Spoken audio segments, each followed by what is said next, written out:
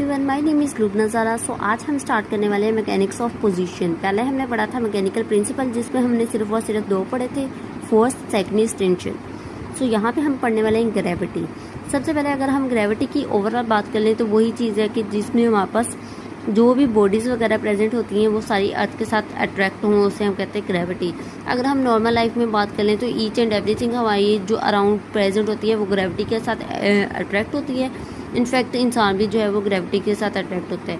सो अगर हम न्यूटन के अकॉर्डिंग इसकी डेफिनेशन की बात कर लें तो उसमें क्या है कि यहाँ पे आपने साइड पे करके ये फॉर्मूला लिख लेना है, क्योंकि इससे जो है वो डेफिनेशन आपको कभी नहीं भूलेगी और ईजी रहेगा। इसमें क्या है, फोर्स और मैग्नीट्यूड जो है वो हमारे पास डायरेक्टली प्रोपोर्शनल होती है मैसेज ऑफ ईच बॉडी, कि हर बॉडी का कितना मैस है उसके डायरेक्टली प्रोपोर्शनल है। और इन्वर्सली प्रोपोर्शनल किसकी होती है, डिस्टेंस की स्क्वायर पे। यहाँ पे देख सकते हैं F is equal to M1 M2, like दोनों मैसेज के डायरेक्टली प्रोपोर्शनल है और डिस्टेंस के ये इन्वर्सली प्रोपोर्शनल है। सो यहाँ पे कुछ खास नहीं है, यहाँ पे बस ये लिखा हुआ है कि अगर ग्रेविटी को हम अपोज कर सकते हैं तो क्या होगा, अगर नहीं करेंगे तो क्या होगा।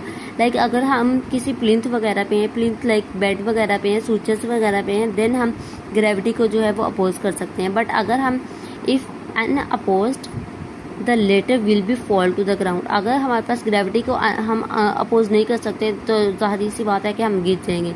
अब जाहिर है अगर हम जो है वो छत पे उल्टा लटक जाएंगे तो ग्रेविटी हमारे पास एक्ट करेगी और हम नीचे गिर जाएंगे। खैर ये फजूल है, ये आप ना ही करिएगा। यहाँ से मैं आपको बताती हूँ, यहाँ पे उन्होंने लिखा है कि फ्रॉम द स्टैंडिंग पोजीशन। अगर हम स्टैंडिंग पोजीशन की बात करें, यहाँ पे एक डायग्राम भी बनी है कि अगर हम अपनी हील्स को राइज करें तो हमारे पास जो काफ मसल्स होते हैं वो कॉन्ट्रैक्ट करते हैं। हमारी हील्स राइज होती हैं जब काफ मसल्स जो है वो कॉन्ट्रैक्ट करते हैं।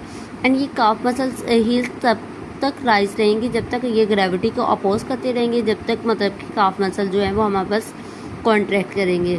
With the passage of time हमारे पास क्या होगा कि काफ मसल जो है वो ग्रेविटी को अपोज करना जो है वो बंद कर देंगे, लो हो जाएंगे। तो उसकी वजह से क्या होगा कि हमारे पास हम जो है ग्रेविटी का जो है साथ अट्रैक्ट हो जाएंगे। यहाँ से मैं आपको बताती हूँ, अगर हम स्टैंडिंग पोजीशन में देखें, जब हम हील को राइज करते हैं ग्राउंड से तो क्या होता है कि हमारे पास जो काफ मसल्स होते हैं उसमें कॉन्ट्रैक्शन होती है।